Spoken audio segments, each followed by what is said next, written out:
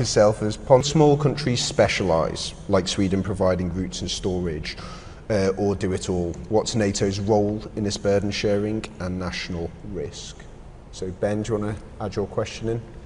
Thanks very much, Ed, and thanks to the panel for a really enlightening discussion. Benjamin Tallis from Helsing. General Weiss, drawing on your own presentation, but also those of your colleagues, how do you plan to ensure that the brigade in Lithuania has the asymmetric advantage that has been talked about across the 3 timelines that you've described, in order to make sure that we don't get drawn into an attritional fight, but instead we can fight forward from the first moment? Do you want to take that directly? Yeah, okay. So actually, currently, the brigade in Lithuania has only a very limited operational role because it's in the ramp up. So we have put it into the plan as of end of 2027, and as long as it's not yet fully operational ready, we, like others, we have 1 brigade back in Germany, 37 Infantry Brigade, which is our Forward Land Forces Brigade, which has to be deployed in case of. So that's, but this ramp up has to start. And but to be absolutely honest and sure, I think we cannot deter an enemy who is willing to take 900,000 casualties in Ukraine by portraying a picture which is similar to the Cold War, lining up corps, division and brigades at a certain line, as a border line.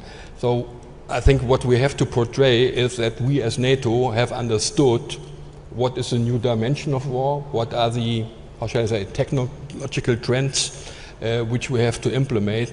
And in this term I always say that innovation is a part of deterrence.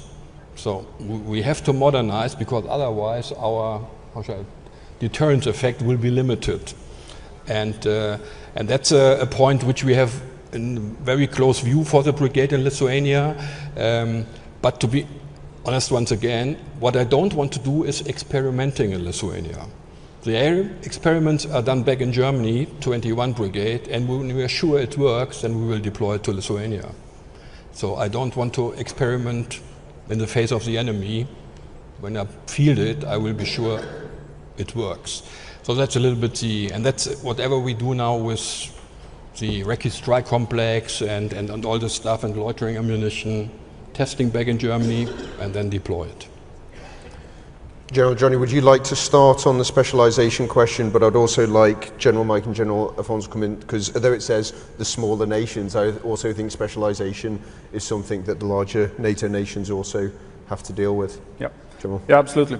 So we come from a tradition of not specializing, since we had the tradition of being neutral, which we abandoned in the early 90s, but that made us have a defense industry complex that makes fighter jets, submarines, ships, combat vehicles, air defense systems, and so on, which means there's a national interest of not specializing.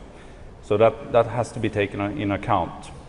And it also gives me the security of supply, the ability to sustain, and a lot of challenges because it's expensive. But I think we still need most of the capabilities. We're not going to be able to do it all because it's, as we were saying, it's everything from trenches to space is needed and highly actual. So from my perspective, the willingness to specialize is low. We could probably be better if we did, but then you have to accept the risk of giving something up. I see. General, specialization from a German perspective? Yeah, so Actually, in the recent past, we have very much benefited from nations who have somehow specialized or maintained special capabilities. When I think, for example, for our Czech colleagues, which supported us with a lot of air defense assets in the Baltics during the VJTF and EFP times. But looking now for my Dutch colleagues or our Dutch colleagues, where we are trying to integrate two armies, and both armies are, how shall I say, have a broad range of capability in different depths. And now putting that together, my recommendation would be not to specialize, but always to look for formations, usable formations. Might be maneuver elements, it might be divisional troops or core troops, but to bring into the game usable and operational formations, which on the core level or division level can be plugged in. And it is this following a deliberate planning process, and it's very helpful. General, thank you. And finally, General Mike? Yeah, so I agree. We've got a great mutual training support structure with a number of nations that have chosen to specialize in some areas. So you mentioned the Czech Republic. We benefit from their CBRN capabilities. So I think that there's value. I actually think we've got to go back to NATO's plans, the family of plans, the alignment of troops to task, and the opportunities there for nations to offer the capabilities they're choosing to invest in to meet the requirements of the plan. We've always got to go back to the plan now. But I think there's value in it. I think some nations may not have the choice other than to specialise, and I think organisations like ours and other corps would welcome some capabilities that perhaps we're not as privileged or fortunate enough to benefit from nationally as well. General, thank you very much. By my watch, we have 1 minute, and I promised that we'd end on time. I don't think I'm analytically capable of summing up something so complex as the European estimate within that time. I just know that we have 3 very important national views, but 3 views of an alliance of 32 allies. What I'd like to say to the generals on the panel is thank you for being very honest, and also notable not just in terms of this final panel, but I think the RUSI Land Warfare Conference this year in general is it's very clear that we're not just thinking about the problem, we're doing things, we're delivering, and I know you've got a very challenging time ahead on that, so thank you very much for your time.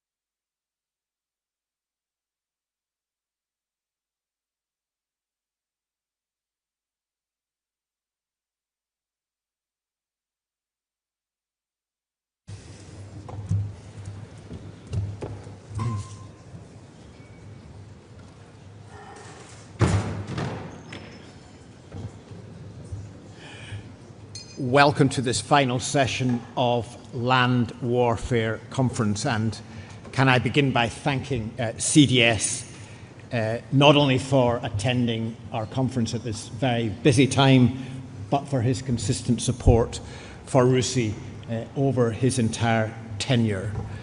This session will be entirely off the record. Admiral Sir Tony Radakin is well known to most of you.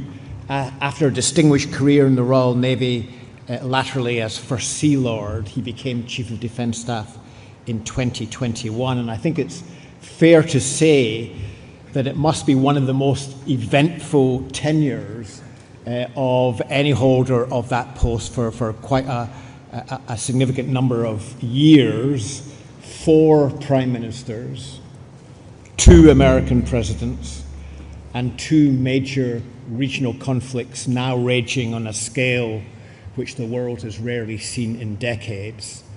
And both of those conflicts are likely to be transformative for their respective regions, and both, as many of this conference's speakers have discussed, are acting as ruthless trials of military doctrine, of military technology, both old and new. And a vital part of your job throughout that period has been to provide advice to the Defence Secretary, to the Prime Minister, on our military's role in responding to both those wars as they evolve. But you've also been central to efforts to ensure that our armed forces rise to the challenge of transforming themselves in response to the more dangerous international environment we now face, but also to respond to the lessons those conflicts are providing. And I think, as this conference has demonstrated rather well, that process of transformation in the British Army is well underway, but it has a long way to go. And we welcome your leadership in that regard, and we welcome the remarks that you're about to make for this conference. So, CDS, over to you.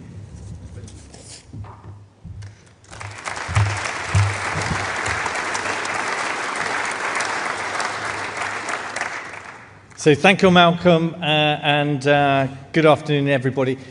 I'm very conscious, last year the backdrop was a war in Europe. This year the backdrop is war in the Middle East. Can I just reassure you, I have no plans to come to this conference next year. So, and before I start, I just want to say a massive thank you to the Army. Thank you to Rowley and the senior leadership, but to the whole of the Army for what you're doing. Because the way that you are grasping the NATO first mantle, the way that you are grasping modernisation, your commitment to all of our allies and partners, I think is the leading light in terms of UK defence and what we need to do and what is happening. I read General Rowley's speech. I agree with everything that CGS says. And I've read some of the notes that have come from Commander Field Army, which are proof of things happening. And it's much stronger than where we were a year ago. That's a massive effort. And I really appreciate that as CDS, so that we can use that to provide more choice for our government and reassurance to the Defence Secretary that we're delivering on the government's agenda. But I genuinely mean it when I say thank you for what it is that you're doing and the tone of all that's being achieved. I'll speak for about 10 minutes and then open it up to questions. I've got 3 main points. The peace dividend is over. This is an era change. It's profound. It's as much about the financial, the industrial, the societal aspects as it is the military aspects. The second one is that we are going to be okay. We are going to be okay because of the extraordinary security construct that we have, and we should have the confidence and self-assuredness to take our people with us and to give them that certainty that they will remain safe. And the third one is delivery. Now that we have a defence review, now that we have that clarity about the threats that we face, the role that we have to place ourselves into, is about getting on with it in the way that the British Army is. The first one I'll touch on is that era change. This is not a bump in the road. War in Europe, conflict in the Middle East, the collusion of Russia, China, North Korea, Iran, which is much stronger than any of us anticipated and has happened more quickly than we forecast. The fact that we're now in a third nuclear age, the clarity of America focusing on homeland defense and its responsibilities in the Indo-Pacific, and an America that is incredibly candid in saying that Europe is going to have to do more for our continent, and that America will retain the nuclear guarantee for us, but the conventional role is going to fall on our shoulders. And then I think we also have additional clarity in terms of the SDR and what that's asking us to do, an emphasis on nuclear, on NATO first, on modernisation, on being stronger in terms of embracing technology and innovation, some of those lessons, whether it's what we're seeing Israel doing or our friends in Ukraine. The clarity that the SDR says in terms of a world that is becoming more dangerous, and the need for our armed forces to be stronger. And then that's being backed up by government. So whether that's the additional funding we're getting or just completely different language to anything that I've seen in my career. A Prime Minister who speaks of a defence dividend, and that defence is bringing a unity of purpose to the nation and to his government. A Chancellor who talks about the UK becoming a defence industrial superpower. These are enormous shifts, and they're ones that we should welcome. And that's ahead of that enormous conversation that's happening next week with the NATO summit, and where does NATO go, particularly in terms of its new financial ambition. So this is an era change, and the thing about era changes is that they are with us for decades. And that's the way that I've spoken on previous RUSI lectures, and that's the way that I see it now. And a shift that this won't be instant. This is something that we will have to grow into as we get that additional resource during the 2030s. And then if I go to my second theme, that we're going to be okay, and people then accuse me of being complacent, it's just the fact that we are the beneficiaries of a security construct where the UK is a nuclear power, we're in NATO, and we continue to have America as our principal ally. And Europe is responding, $600 billion extra in spending since 2014, and now going to be spending even more than that over the next decade. NATO getting stronger, growing from 30 to 32, and looking to have an increasing overmatch against a dangerous Russia. And Russia is dangerous in terms of its malevolence and its ambition, but Russia is also weak. Last year, Russia gained 0.5% of territory in Ukraine for the loss of 420,000 killed and wounded. We're halfway through this year. Russia's gained about 0.25% for about 200,000 killed and wounded. And we should recognize that and the strengths and attributes that we have. And then the piece to me in terms of our confidence is that we should be confident that our strategy within NATO of deterrence is working. Russia is deterred. Russia does not want a war with NATO. Russia does not want a nuclear war. Russia is not going to strike against NATO nations because of our strength and our confidence, and that we are getting even stronger. And then I'll jump to my third point, and that is about the SDR and that theme of delivery. And for me, the SDR confirmed some of the ambition that's already in UK defence. The ambition to strengthen the British Army as part of the most substantial recapitalisation programme across our three services. The need to continue with the investment in nuclear, and that's enormous investment because we're renewing the nuclear warhead, we're renewing the SSBM fleet, we also have increased ambition through the AUKUS programme. And then it's a continued ambition in terms of high technology and being able to win in the air with that ambition for a sixth-generation fighter. And then it's also identified some areas where we need to be stronger. Our offer and our leadership to the people in our organisation and looking after you better than we have been. The need to embrace an industrial relationship where we can use the technology and innovation in a much stronger way than we have been. And then it's also about a relationship with society where we don't want to scare our society. We don't want to do Putin's business, but we do have to reflect to our society that there are security concerns and that society is going to have to lean into making our armed forces stronger and making our society more resilient. And then if I focus on the army, I think it's clearer than it has been for a long time that we need an army that provides the Strategic Reserve Corps, and that's that core headquarters, it's both divisions. It's an army that has to improve its lethality, improve its mobility and its ability to respond, but also an army that needs to retain its confidence to be a leading army in Europe, both in terms of the ability to act, but also the ability to innovate and shape and to reflect how quickly we can shift from an army that is several generations too old and needs to accelerate to be a fifth-generation army. And then for me, the other piece is, when I say that the army's getting on with it, is to reflect so many of the things that you're doing. The fact that you now have 34 major programs which will spend over 45 billion in the next decade. The fact that between now and 2027, you will bring into service almost 1,000 new armoured vehicles. Those are massive changes.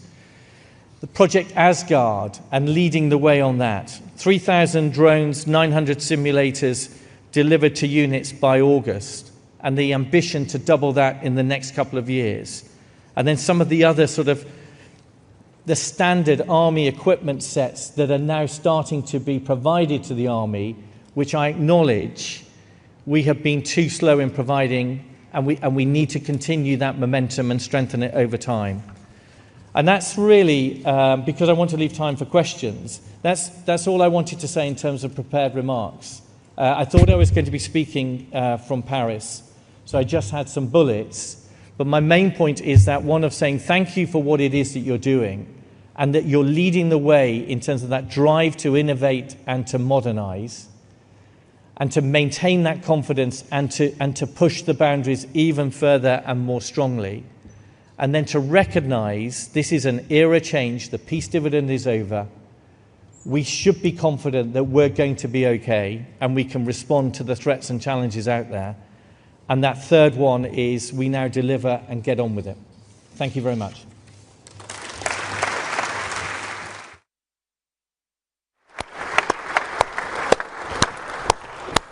As you all prepare your questions, perhaps I could just ask a couple of my own to start with. I mean, very interestingly, you talked about the collusion between China, Russia, North Korea, and Iran as an important feature of our age.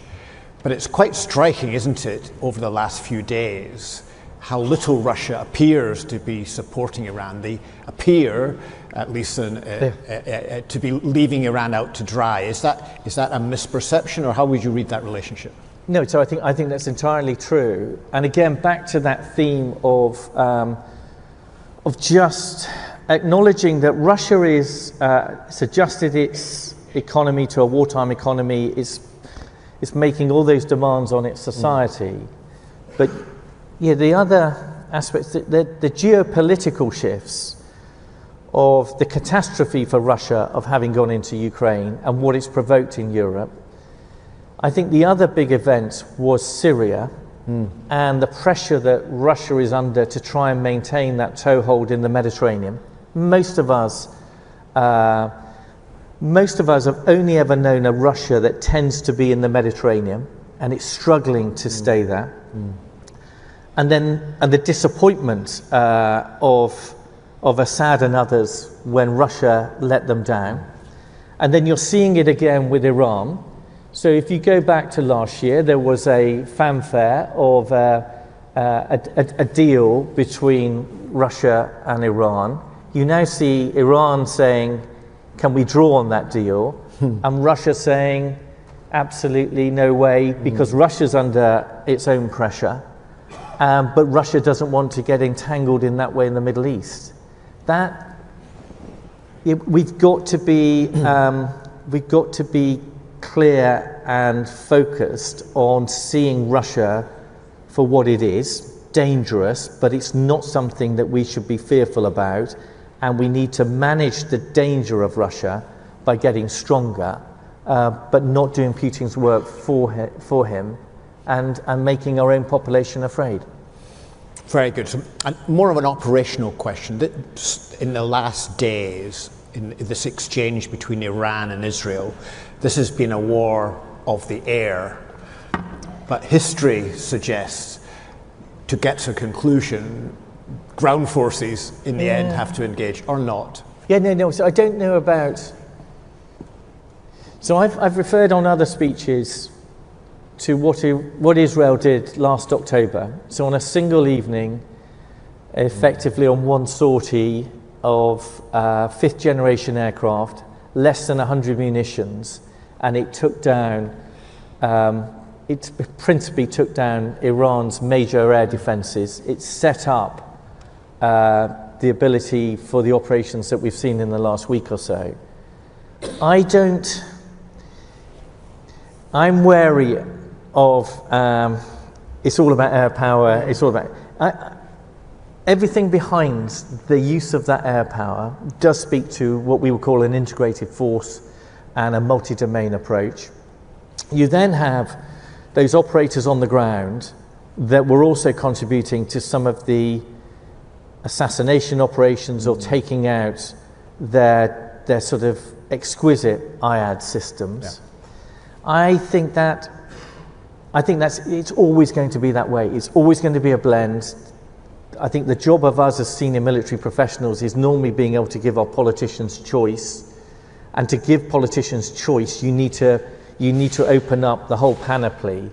And that involves all domains. And there might be a leading domain at a certain phase of the war. Right. But I think for me, it's all elements. And you've seen an SDR that has sort of emphasised a UK continued approach, which is multi-domain, and options to say, right, because of our geography, let's focus on maritime and air, and big Europe will deal with armies. No, we need a stronger army. Chris Cavolier Sakur could not be clearer than expecting the UK to be providing a core headquarters and 2 divisions at least, because he judges us as the 6th largest economy, as a P5 nation, and as a nuclear nation. And it's regardless of his operational plans, it's almost what kind of nation are you? And that's the minimum that he would expect of us. And I think we all agree with that. It's the same. Can we have aircraft carriers that have got jets on board? Is the other demand, and which is, I think, is pretty reasonable. And can we have an air force that is still got an ambition for 6th gen, as well as some of the other attributes that you can have with your drones flying alongside your jets, and the UK leading on that in that way. Yeah, that makes total sense. Right, let's throw it open. Yes, please, right in the middle, at Johnny Beale. Have you got, well, let's just get you the microphone. CDS, I understand you have just been to a Cobra meeting, and you probably can't talk about details of what was discussed, but I've got a couple of months left. All the more reason. Or I could be fired tomorrow. Can you just tell us what's going through your mind at the moment about your concerns about the situation in the Middle East, about protecting British military personnel in the region, British interests in the region, and are you worried that the US will join in this military action? So thank you. I'm not going to stray into talking about hypothetically what America will do. So I think we have strengthened our ability to protect both our people in the region, our responsibilities with coalition bases, our responsibility with our partners and allies in the region. So that's what you're seeing. The bit that you're not seeing is the international element. So the conversations that go on with America to understand American thinking and how they're providing additional defensive support in the region. This sounds arrogant. The privileged position that you have in the UK, it was my predecessor, Nick Carter, that established the Dragon Group, which is the UK chairing a group of the Middle East chiefs of defense. We meet a couple of times a year. I had a VTC with them on Saturday afternoon, having had conversations with them on the Friday, again, to get their sense of what's going on in the region. What are their concerns? How can we contribute? How can we learn from them as to what's going on? So this is a collective international effort to ensure that our people are protected in the region when so much is going on. And it's also a reassurance to a British Prime Minister that we're doing that, and we're doing that in concert with our international allies, and that we are staying close to them so that depending on how things unfold, that we're aware of as to how things might go. And that's all that's going on at the moment. Right. I have a gentleman here with a red tie.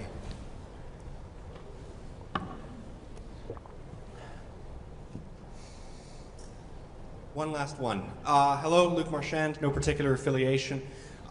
Just one point stood out to me in your speech when you mentioned that Russia is deterred. And it surprises me because the conflict that we are here discussing so much right now is the product of 8 years of a failure to deter. Russia has not been deterred. It's actually attempted sabotage operations on British soil. So it's clearly not deterred now. Are you sure, now that the public is finally waking up to the need for a robust defense, that it's time to tell everyone don't be afraid, that things are all right? Are you sure things are all right? Thank you very much. So thank you. I think we have to make the distinction between deterrence and the effectiveness of deterrence for NATO and the dilemma that Ukraine has had. And you're right to point out that this isn't something that started in February 22. And the way that I describe it, and when we shouldn't skip over the security construct that we have, and I don't mean this in any disrespectful way to Ukraine, it's just to reflect it's everything that Ukraine craves. So the importance of collective security, the importance of being a nuclear power, and if you're not a nuclear power, then you probably want to have a nuclear friend, and then the criticality for most nations of being close to America and the power that America still projects in the world. And then you're right to point out that yes, there have been sabotage operations by Russia throughout Europe. But if you look at what's going on in terms of a Russian aggression and the way that is being stymied by Ukraine, and Ukraine is being helped by European help and others, that I don't think, if we were back in Staff College 4 years ago, I think most of us would be surprised at how limited the Russian response has been. And that, to me, is a reflection of the inability of Russia and the success of our intelligence agencies, the success of our posture, so as to ensure that that sabotage is incredibly minor. It's something that we can sustain and deal with, and it's something that we can respond to if we have to in a much stronger way. And that's what I mean in terms of the way that Russia has been contained to the fight that it's in primarily, and this hasn't been something that is spread in a way that some of us may have anticipated if we'd been viewing it in the past. Okay, other questions? Right at the back there, please. Yes. Thank you, Deborah Haynes from Sky. Just sort of following on from Johnny Beale's question, predictably, and obviously it's off the record, could you give any sense of whether the UK is considering supporting the US if Donald Trump does decide to take action against Iran? And if you don't want to go there at all, though please do, could you give a sense, next week is obviously the NATO summit, how likely is it that all allies, including the UK, are going to sign up to this 5% defence spending pledge, and within what timeline? Thank you. Thank you. So thank you, Deborah. So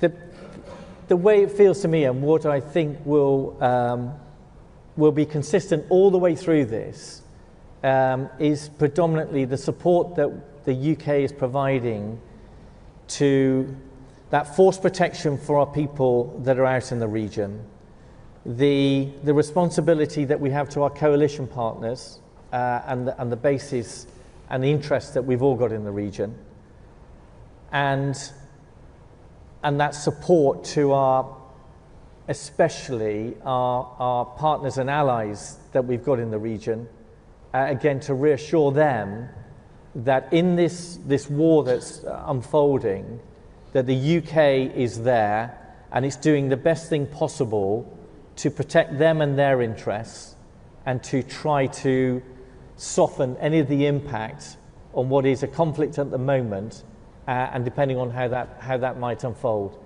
I don't want to go into any more detail other than that, please. And then on your NATO question, there's an element of we only have to wait another week and then we'll see.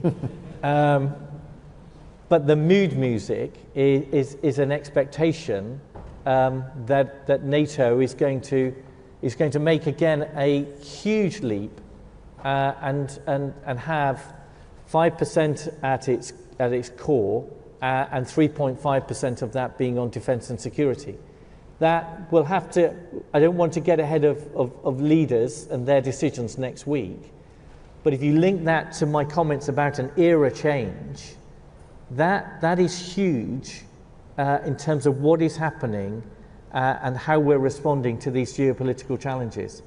And I worry that because there's been, and you and other journalists have helped with the conversation, and the conversation is so out there and common, that we start to normalize that. It's not. It's extraordinary what is happening, and then we need to get behind that and ensure that our governments and our people get the benefit of those enormous shifts that are emerging.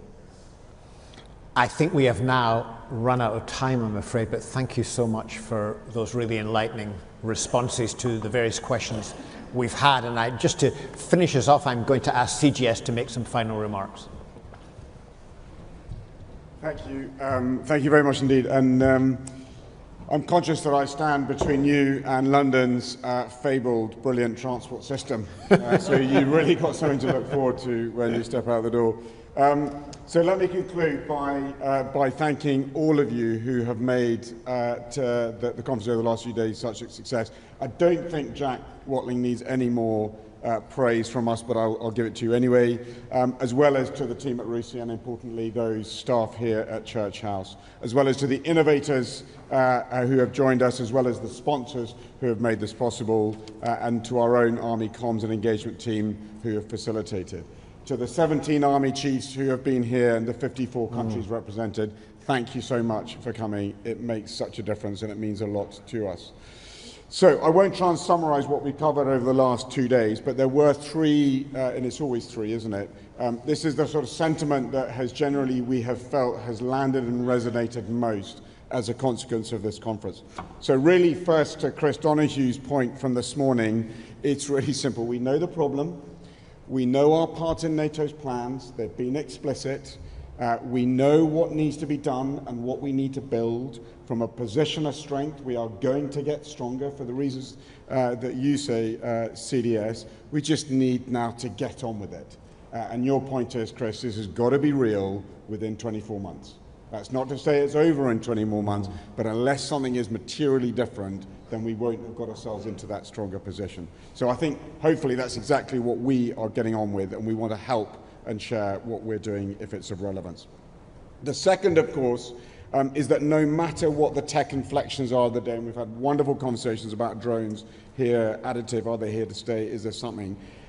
At the end of it, as it always has been, as it always will be, and as it is today, it's the soldiers who make the heart of our fighting system work or not. And they do remain the competitive advantage, and they are our point of difference, and quite rightly so, as senior leaders, they are the focus for us. Because certainly in the British Army's case, it is often the most inexperienced and the youngest and the most junior who carry the greatest risk in the combat environment, and we owe them everything we can to do to make it as easy as possible for them to do a very, very dangerous, difficult thing on behalf of the nation. Thirdly, I think the sort of one of the star turns was Bobby Vedral giving us his masterclass on understanding the role of capital markets and the importance of understanding how we diversify funding for a defense industry which, who knew, is now really trendy. So to the point there, it is not just about the percentage point of GDP that is spent by NATO. It's how we can shape that reform of the capital markets to ensure that the money is patient, it stays, and it's correctly allocated for the long haul where this has to go.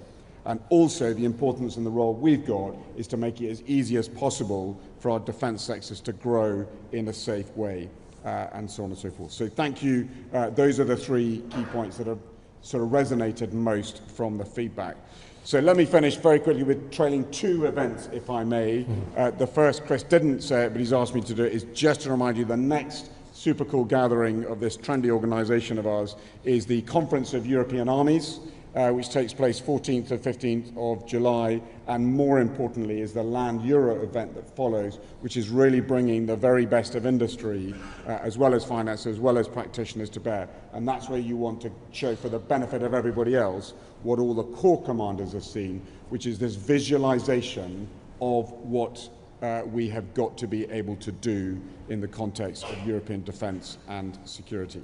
And then more closer to home for us, the Army Expo 2025. We're on the move. We're going to do it in Edinburgh. We're going to coincide it with the Fringe, which is the draw, but more importantly with the Royal Edinburgh Military Tattoo. If you want an immersive event about who we are, what we do, and where we're going, please come along to the Army Expo. So let me finish where I started. Thank you, safe travels, and please let's do this again soon. Yeah. Thank you very much.